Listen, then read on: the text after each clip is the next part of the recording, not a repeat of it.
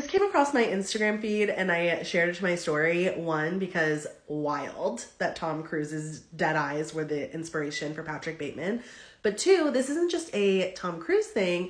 This is a culty thing. I call them culty eyes or cult eyes, and I've talked about it a little bit before, but not super in depth. I talked a little bit about a cult look before, about how a lot of cult members have a similar look to them in my Scientology celebrity videos. A lot of people are like, oh, that celebrity looks like a Scientologist.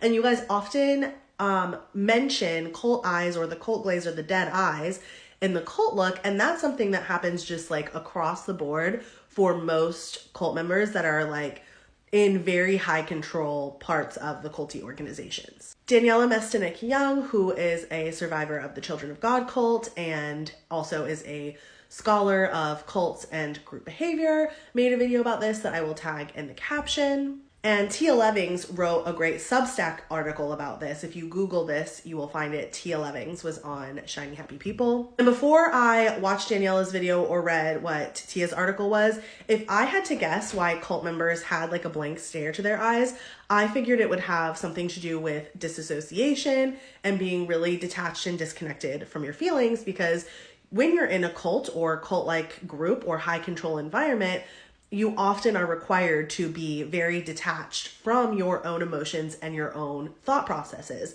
And Daniela essentially said the same thing in her video. She thinks it's because you're so detached from critical thinking and you're constantly using thought-stopping techniques that there really is like nothing going on in there. If you are connected to your critical thinking, you start seeing some of the issues with the organization that you're a part of, and cult members are constantly thought-stopping, using thought-stopping cliches and different thought-stopping techniques to stop the critical thinking from happening, thus likely putting you into some kind of like dissociative state where there's nothing going on. And Tia talks about how a lot of times in the cult she grew up in like the Bill Gothard-esque world, it was because you had to have a specific continence. Jill Duggar talks about this in Shiny Happy People as well, where you're supposed to look a certain way and you're supposed to behave a certain way, especially as a wife or a woman.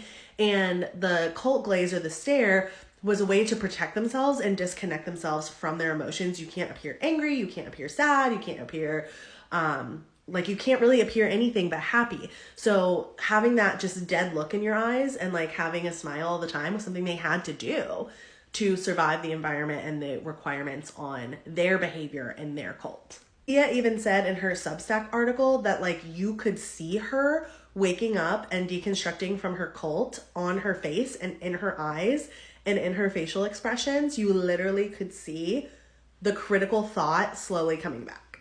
So the reasons probably vary a little bit cult to cult, but cult members in most high control organizations have some sort of culty eyes.